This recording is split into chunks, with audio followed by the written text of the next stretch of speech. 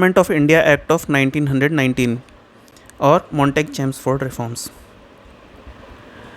इसका बैकग्राउंड क्या है आने का कि 20 अगस्त 1917 को ब्रिटिश गवर्नमेंट ने ये पहली बार बोला कि हम जो है इंडिया में gradual introduction of responsible government करेंगे। अब रिस्पॉन्सिबल गवर्नमेंट का मतलब क्या, पहले गवर्नमेंट रिस्पॉन्सिबल नहीं थी हम कह सकते हैं, क्योंकि रिस्पॉन्सिबल गवर्नमेंट का जो मतलब होता है वो ये होता है कि गवर्नमेंट किसके प्रति रिस्पॉन्सिबल होगी।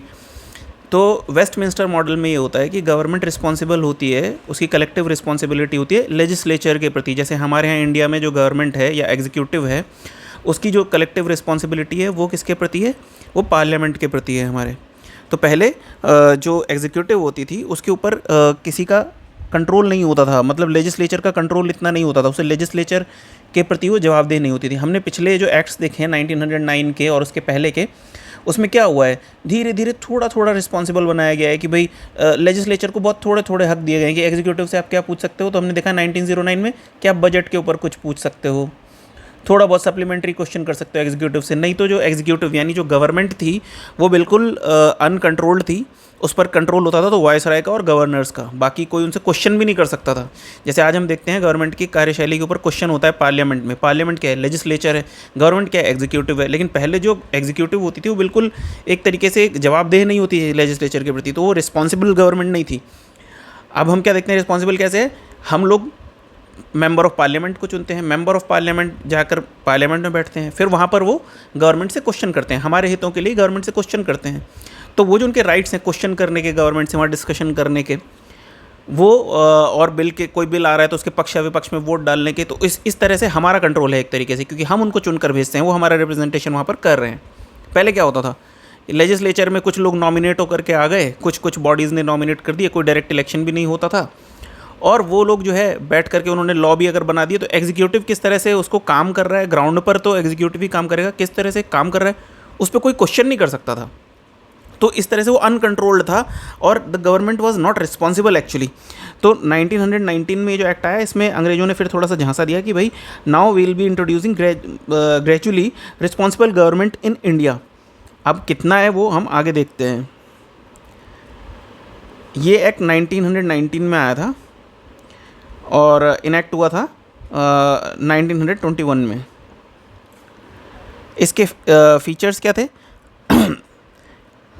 थोड़ा थोड़ा वही जो पीछे चीज़ें हुई हैं उन्हीं को थोड़ा सा आगे बढ़ा देते हैं कि भाई ठीक है, प्रोविंसेस को थोड़े से ज़्यादा राइट दे दिए, सेंटर का कंट्रोल कम कर दिया। पहले क्या है, सेंट्रल कंट्रोल काफ़ी ज़्यादा था, प्रोविंसेस यानी राज्य समझ लीजिए आप।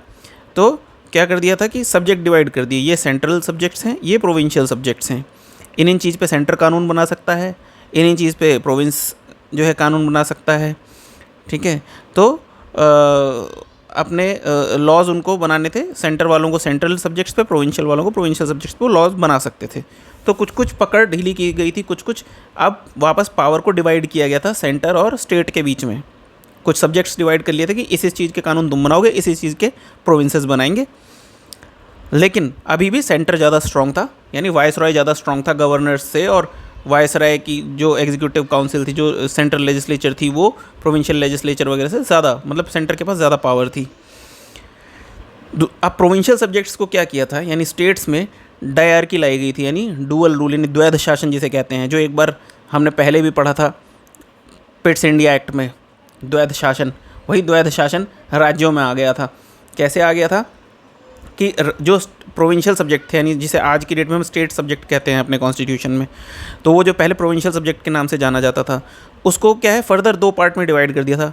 ट्रांसफर्ड क्या होते थे, जो कि गवर्नर जिस पर अगर रूल बना रहा है तो किसके हेल्प से बनाएगा, मिनिस्टर्स की हेल्प से।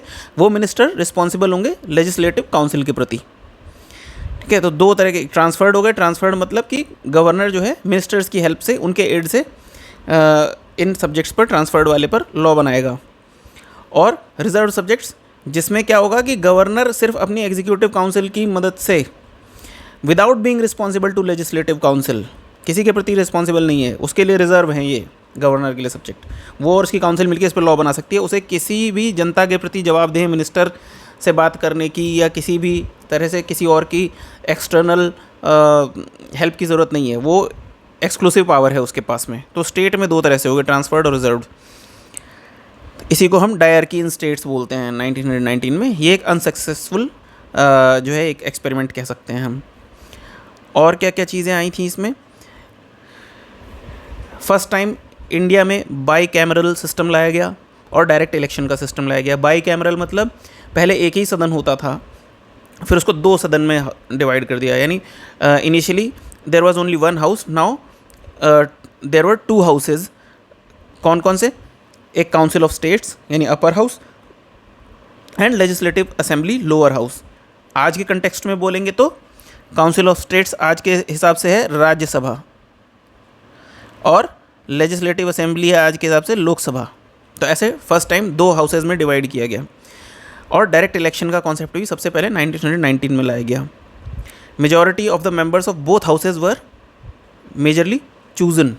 वो अब नॉमिनेटेड नहीं थे, वो डायरेक्ट इलेक्शन से चूजन थे। लेकिन डायरेक्ट इलेक्शन में भी ऐसा नहीं था कि पूरी जनता को ये अधिकार दे दिया था, सबको क्या बोलते हैं वोटिंग राइट्स मिल गए थे, ऐसा नहीं था। कुछ चुनिंदा लोगों को ही मिला था। यूनिवर्सल एडल्ट फ्रेंचाइज नहीं था, it was basically limited franchise you can say. और इसमें मेजर क्या चीज़ें थी कि 3 members out of 6 members of viceroy's executive council except commander in chief were to be Indians. मतलब इंडियंस को दिखा रहे थे कि भाई हम तुम्हें देखो एग्जीक्यूटिव में भी ला रहे हैं धीरे धीरे। पहले क्या होता था, इंडियंस को एग्जीक्यूटिव में जगह ही नहीं मिलती थी। फर्स्ट टाइम ये एग्जीक्यूटिव में जगह मिलनी चालू हुई इंडियंस को, है ना। पहले सिर्फ उनको उसमें बना देते थे, क्या लेजिस्लेचर में जगह दे देते थे, लेकिन एग्जीक्यूटिव में नहीं देते थे। एग्जीक्यूटिव मतलब ही गवर्नमेंट होती थी। 1909 से ये स्टार्ट हुआ। इसके पिछला जो लॉ आया था उससे स्टार्ट हुआ इंडियंस को एग्जीक्यूटिव में जगह देना। और पहले ऐसे एग्जीक्यूटिव में सबसे पहले वायसराय की जो एग्जीक्यूटिव काउंसिल थी उसमें जगह मिली थी सत्येंद्र प्रसाद सिन्हा को। ये हम पढ़ चुके हैं 1909 में, उन्हें लॉ मेंबर की तरह से अपॉइंट किया गया था। तो धीरे धीरे एग्जीक्यूटिव में भी थोड़ी ज़्यादा तरजीह देने लगे इंडियंस को। फिर प्रिंसिपल ऑफ कम्युनल रिप्रेजेंटेशन जो मॉर्लेमेंटो में हमने पढ़ा था कि मुस्लिम्स को पहले सेपरेट इलेक्टोरेट दिया था, अब उस चीज़ को और एक्सटेंड कर दिया। सिख्स को दे दिया, इंडियन क्रिश्चियंस को सेपरेट इलेक्टोरेट दे दिया, एंग्लो इंडियंस को दे दिया, यूरोपियंस को। मतलब भारतीय समाज को खंड खंड में बांटने के लिए, अलग अलग सबको आइडेंटिटी देने के लिए ऐसा करना इन्होंने चालू कर दिया। बांटो और राज करो, फूट डालो और राज करो की नीति के तहत। फ्रेंचाइज यानी वोटिंग राइट जो है वो to a limited number of people, बहुत कम परसेंटेज ऑफ लोगों को दी गई, उनकी प्रॉपर्टी टैक्स और एजुकेशन के बेसिस पे। एक नया ऑफिस, हाई कमिश्नर का ऑफिस इंग्लैंड में खोला गया और जो secretary of state for India था उसके कुछ फंक्शंस उसको ट्रांसफ़र कर दिए गए। सबसे इंपॉर्टेंट जो प्रिपरेशन वाले बच्चों के लिए याद रखने के लिए वो एक है establishment of public service commission. इसी में ये प्रोविज़न लाया गया था और इसके तहत ही फिर central public service commission setup किया गया 1926 में। एक ली कमीशन बना था 1923-1924 में, उसने रिकमेंड किया था और उसी के बेसिस पे फिर सेंट्रल पब्लिक सर्विस कमीशन बनाया गया। और बजट्स को डिवाइड कर दिया गया। पहले क्या एक सेंट्रल बजट ही होता था, अब क्या प्रोविंशियल बजट्स, प्रोविंशियल और सेंट्रल बजट को अलग कर दिया गया। और प्रोविंशियल बजट के ऊपर जो अथॉरिटी थी वो प्रोविंशियल लेजिस्लेचर, यानी हम कह सकते हैं जैसे राज्यों की विधानसभा आज होती है वैसे ही उस समय प्रोविंशियल लेजिस्लेचर होती थी, उसको राइट दे दिया गया कि तुम अपना बजट अपने हिसाब से एलोकेट करो। और लास्ट पॉइंट क्या है, appointment of statutory commission to enquire into and report on working of this act after 10 years of. मतलब 1919 का ये जो एक तरीके से कह सकते हैं कॉन्स्टिट्यूशन आया था, उस समय यही कॉन्स्टिट्यूशन था। ये कैसे काम कर रहा है इंडिया में, इसके क्या इफ़ेक्ट हो रहे हैं, ये मतलब पॉजिटिव इफ़ेक्ट हो रहे हैं, नेगेटिव इफ़ेक्ट हो रहे हैं, क्या हो रहा है, इसको चेक करने के लिए, इसके ऊपर रिपोर्ट करने के लिए 10 साल बाद एक और कमीशन बनाया जाना था जो आगे चल के साइमन कमीशन बनाया गया था। तो उसका अपॉइंटमेंट का भी प्रोविज़न रखा गया कि 10 साल बाद, अभी इसको हम लगा रहे हैं 1919 वाला एक्ट को जो है इनेक्ट कर रहे हैं और उसके बाद में 10 साल बाद 1921 में इनेक्ट हुआ था तो कायदे से 1931 में होना चाहिए था, बट वैसा हुआ नहीं। तो एक कमीशन बनाएंगे जो रिपोर्ट करेगा इस नए कॉन्स्टिट्यूशन की वर्किंग पर। तो ये था गवर्नमेंट ऑफ इंडिया एक्ट 1919 जिसे हम मॉन्टेग चेम्सफोर्ड रिफॉर्म्स भी बोलते हैं। Thank you.